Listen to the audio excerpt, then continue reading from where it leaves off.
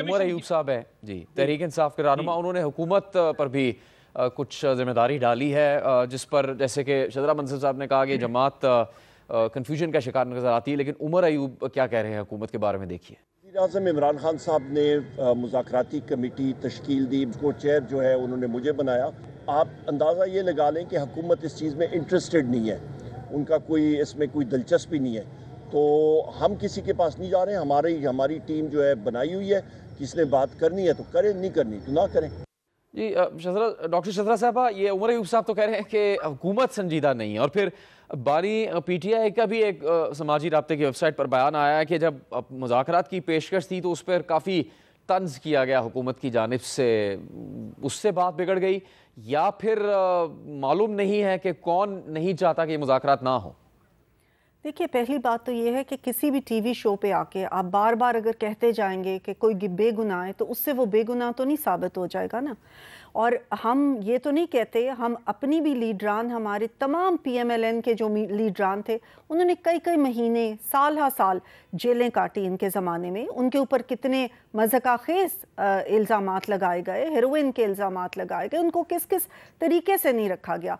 लेकिन हमने तो इस किस्म के थ्रेट्स नहीं आके देने शुरू कर दिए। हमने तो नहीं कहा कि हम यलगार कर देंगे कैपिटल के ऊपर। हमने तो नहीं कहा कि हम सर पे कफन बांध के निकलेंगे और आज लाशें गिरेंगी।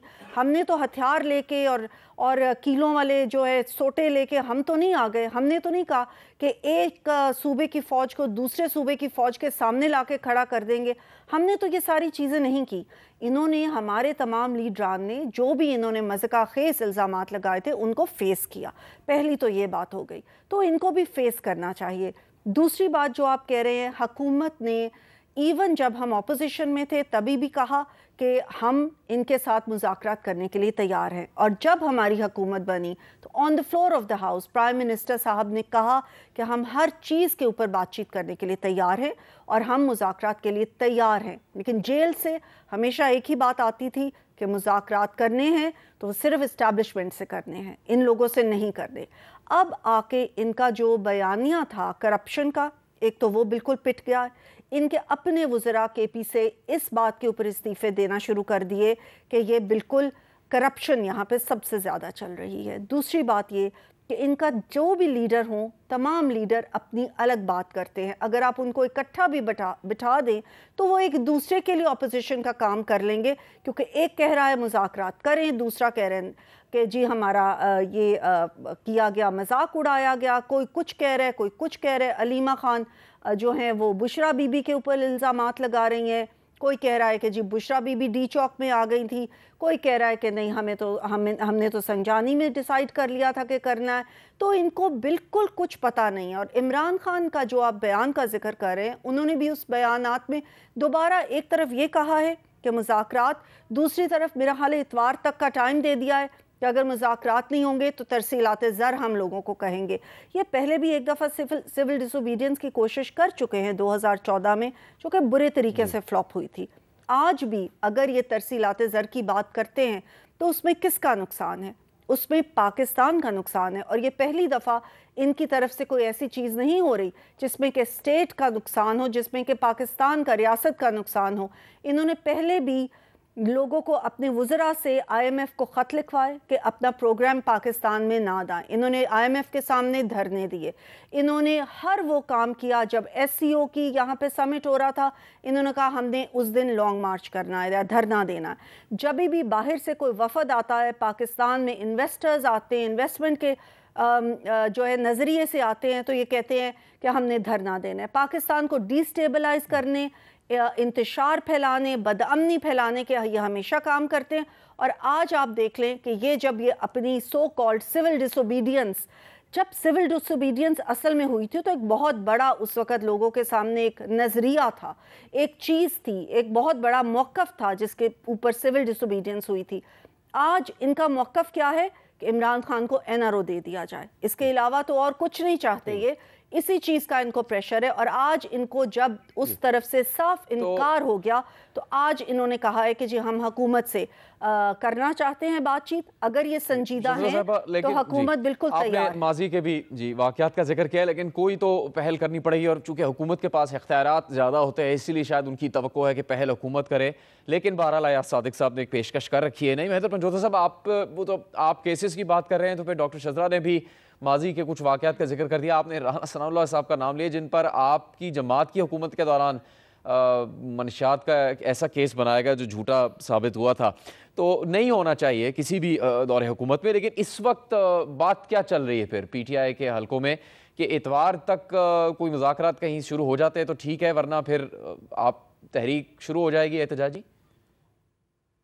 जी बिल्कुल, इतवार तक का हमने दिया है जी इतवार तक का हमने दिया है जी। और इतवार तक अगर कोई पेशरफ्त होती है तो ठीक है, वरना अल्लाह खैर से इंज नहीं होएगा ना कि असी कोई शादी का कार्ड तो गलना है, मेला जानी है, मंगनी हो रही है तो जनाब फलान।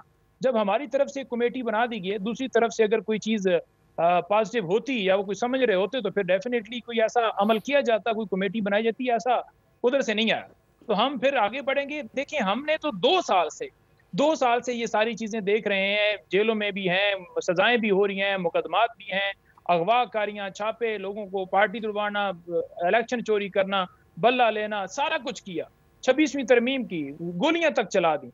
हम तो सारा फेस करके, हम तो पॉलिटिकल एक जमात है, एक पुरअमन तरीके से हम हमेशा निकलते हैं, पुरअमन तरीके से हम एहतजाज करते हैं, पुरअमन तरीके से हमारे कोई भी कन्वेंशन होता है, जलसा होता है, कोई भी चीज होती है, कहीं पर लेकिन ऐसा नहीं हो रहा कि जब भी एहतजाज का रास्ता अख्तियार किया जाता है तहरीक इंसाफ की जानिब से कि धरना देना है या कोई ऐसी मार्च की कॉल देनी है तो उसका फिर कोई नतीजा नहीं निकलता। बात यही कही जाती है कि मुज़ाकरात होंगे, बैठकर बात करें पुराने तरीके से तो शायद आगे कोई रास्ता निकल सके। आज गवर्नर KP ने फैसल करीम कुंडी ने आज वहां पर ये बयान दिया है। उन्होंने कहा है कि अगर आप असला लेकर जाएंगे तो गोली तो आगे से चलनी सी। आज उन्होंने मान लिया है ना, जो हमेशा ये बयानियां बना रहे थे कि जनाब कोई गोली चली नहीं है, और बयानियां हम नहीं बना रहे, हम तो अपना मौकफ दे रहे हैं। बयानियां बनाते हैं आप पैसे देकर, ऐड देकर तमाम चैनल्स के ऊपर हर ब्रेक के बाद, हर ब्रेक के दौरान वो एड्स चलते हैं कि ये इंतशारी हैं, पाकिस्तान की अवाम इंतशारी है। अगर इंतशारी होते या इमरान खान की पॉलिसियां गलत होती तो आज अवाम उसके साथ ना खड़ी होती। ये अवाम पढ़ी लिखी है, बाशऊर है, सोच रखती है, समझ रखती है, कोई मुंह के अंदर जबरदस्ती किसी के रोटी जाके नहीं डालता। हर बंदा जानता है कौन करप्ट है, कौन क्या है।